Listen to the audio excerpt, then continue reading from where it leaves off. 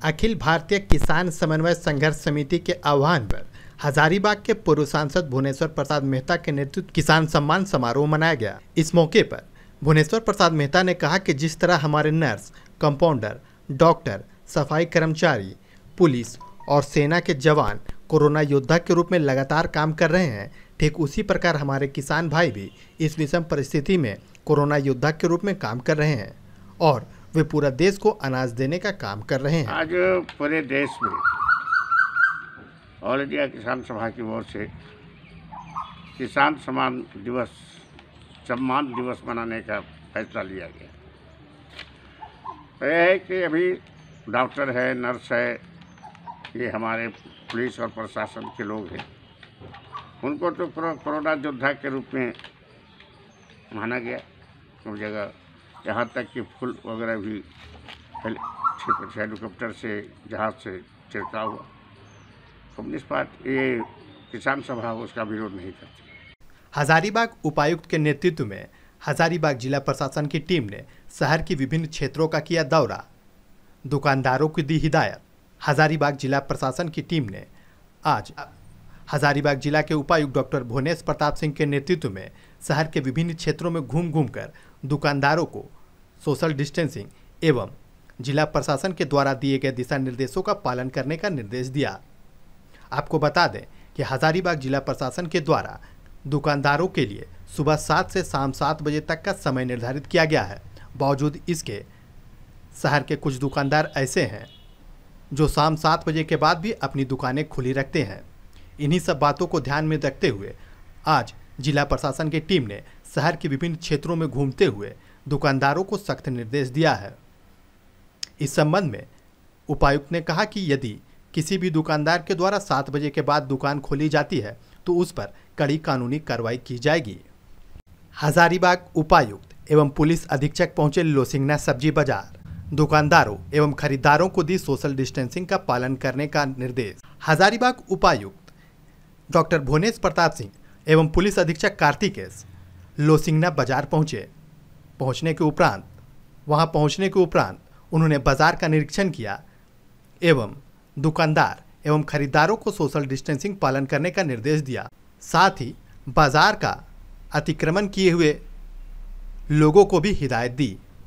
लोसिंगना मैदान में लगाए गए बसों को हटाने का भी निर्देश दिया। उन्होंने कहा कि विपदा की इस घड़ी में कोरोना के संक्रमण से बचाव हेतु हजारीबाग जिला प्रशासन के द्वारा 4 जगहों पर स्थल चयनित कर सब्जी बाजार लगाने का निर्देश दिया गया है ताकि सोशल डिस्टेंसिंग का पालन हो सके। ऐसे में यदि कोई स्थलों का अतिक्रमण करता है तो अतिक्रमण बर्दाश्त नहीं की जाएगी। उन्होंने वहां पर लगे बसों को जल्द से जल्द हटाने का निर्देश दिया है। राहगीरों को खाना खिला रहे हैं helping India, feeding India team के सदस्य। लॉकडाउन के तीसरे चरण में छूट मिलने के बाद प्रवासी मजदूर अपने अपने घरों की ओर लौट रहे हैं। जहां एक और राज्य सरकार अपने स्तर से मजदूरों को लाने का प्रयास कर रही है, वहीं कई ऐसे मजदूर भी हैं जो अपने निजी वाहनों से अपने घरों की ओर लौट रहे हैं। निजी वाहनों से घरों की ओर लौटते इन्हीं प्रवासी मजदूरों को हेल्पिंग इंडिया, फीडिंग इंडिया की ओर से खाना खिलाया जा रहा है। NH 33 पर हेल्पिंग इंडिया, फीडिंग इंडिया की टीम के सदस्यों के द्वारा जरूरतमंद एवं भूखे प्रवासी मजदूरों को खाना खिलाकर उनकी मदद की जा रही है। HMCH के सुपरिटेंडेंट के दावा निकला खोखला। कल्लू चौक स्थित लाइफ केयर अस्पताल में इलाज कराने आए लोगों से मांगा जा रहा है पैसा। हजारीबाग मेडिकल कॉलेज के सुपरिटेंडेंट डॉक्टर के लाल ने कहा था कि शनिवार से कल्लू चौक स्थित लाइफ केयर अस्पताल में सर्जरी विभाग, नेत्र विभाग, हड्डी रोग विभाग, मनोचिकित्सा विभाग, चर्म रोग विभाग के सभी OPD एवं अंतःकक्ष संचालित किए जाएंगे। इस संबंध में जिला प्रशासन की पहल पर लाइफ केयर अस्पताल प्रबंधन से MOU कर नॉन कोविड मरीजों को सरकारी अस्पताल की तर्ज पर सुविधाएं उपलब्ध कराई जाएंगी। लेकिन आज शनिवार को जब एक व्यक्ति वहां अपना इलाज कराने पहुंचा तो उससे प्राइवेट अस्पताल की तर्ज पर पैसे की मांग होने लगी। मैं एक्सरे करवाने आया था सदर में एक्सरे करवाने आया था, तो फिर वहाँ से भेजा अपना लाइफ कैरियर्स में आए तो जितना भी वहाँ पे डॉक्टर बैठा हुआ है सदर में लाइफ कैरियर्स में बैठा हुआ है। और यहाँ पे मैं जब आया हूँ तो क्या बोलता है कि पुर्जा कटाना पड़ेगा। पुर्जा में भी कटाया, 10 रुपये का पुर्जा कटा, वो सरकारी तरफ से ही कटा है। अंदर में गया, चलो एक्सरे का 300 रुपये मांगा, मैं 300 रुपये में भी दिया। उसके बाद फिर बोला है कि अगर प्लास्टर का अगर करवाना चाहते हो, पहले वहाँ तो बोला कि कुछ भी नहीं लगेगा। उसके बाद क्या बोला है कि नहीं, अगर करवाने चाहते हो प्लास्टर तो 2000 रुपये लगेगा, और उसके बाद फिर हो जाएगा तुम्हारा, और मटेरियल आपका ही रहेगा। हजारीबाग में कोरोना का प्रसार काफ़ी तेजी से हो रहा है। पिछले 2 दिनों में 14 केस निकलकर सामने आ चुके हैं, जिसमें 2 संक्रमित महिलाएं हैं। अभी फिलहाल जिले में कुल 21 एक्टिव मामले हैं, जिनका इलाज हजारीबाग मेडिकल कॉलेज अस्पताल में चल रहा है। जो भी पॉजिटिव मरीज हजारीबाग के किसी भी क्षेत्र से निकल रहे हैं, उन्हें हजारीबाग मेडिकल कॉलेज अस्पताल लाकर इनका यहां पर इलाज किया जा रहा है। आपको बता दें कि अब तक हजारीबाग से 3 मरीज स्वस्थ होकर अपने घरों की ओर लौट चुके हैं। अमन साव गिरोह का एक सदस्य हुआ गिरफ्तार।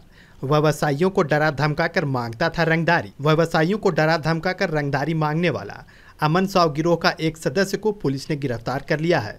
इस संबंध में पुलिस अधीक्षक कार्तिक एस ने जानकारी दी कि बीते कुछ दिनों से सूचना प्राप्त हो रही थी कि कुख्यात अपराधकर्मी अमन साहू एक बड़ा आपराधिक गिरोह तैयार कर उरीमारी, बड़का गांव, डाड़ीकड़ा, गिद्दी, केरेडारी थाना क्षेत्र इत्यादि जगहों पर कार्यरत कंपनियों, ट्रांसपोर्टरों एवं उद्यमियों से भय दोहन के रूप में बड़ी राशि की मांग लगातार कर रहा है।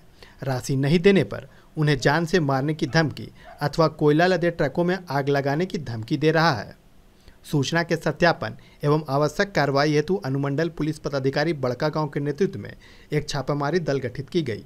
गठित टीम को गुप्त रूप से सूचना प्राप्त हुई कि अमन साव के गिरोह सदस्यों द्वारा उरीमारी ओपी क्षेत्र के ठाकुर मोड़ पर किसी उद्यमी से रंगदारी की राशि प्राप्त करने वाला है।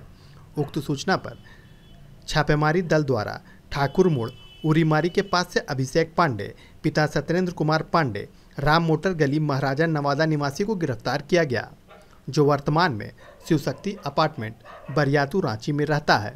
गिरफ्तार युवक ने यह स्वीकार किया कि कुख्यात अपराधकर्मी अमन साव के लिए वह काम करता था।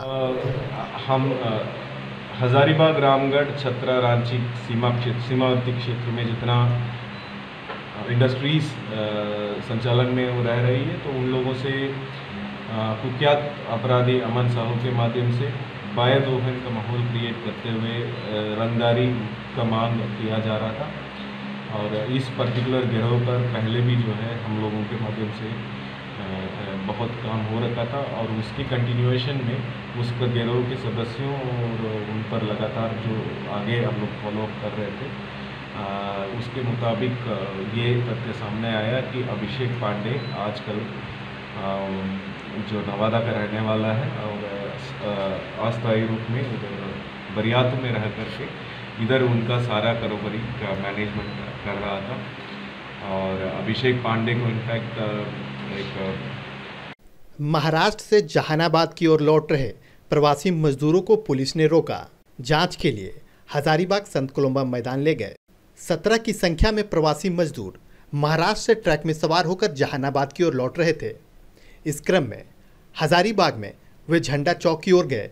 वहां पर हजारीबाग जिला पुलिस ने उन्हें रोककर उनसे पूछताछ की तो पता चला कि वे महाराष्ट्र से निकलकर जहानाबाद की ओर जा रहे थे। इसी क्रम में वे रास्ता भटककर झंडा चौक की ओर चले गए। प्रशासन के द्वारा उन्हें संत कोलंबा कॉलेज मैदान में बने कैंप में ले जाया गया, जहां उनका मेडिकल जांच किया जाएगा। कहाँ से आ रहे हैं आप लोग? कहाँ से? मुंबई से। कितने लोग हैं?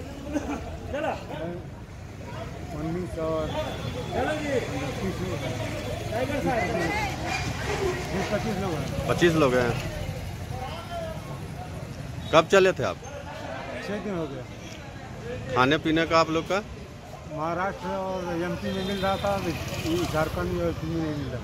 आप लोग मतलब वहाँ से जो रास्ते से आए वहाँ से चेकअप करा के आए? हाँ, वहाँ से खाना पीना मिल रहा था, नाश्ता पानी मिल रहा था। तो वहाँ से आप पेपर बनवा के आए कैसे ही आ गए? नहीं, महाराष्ट्र से वैसे गाड़ियाँ आ रही हैं।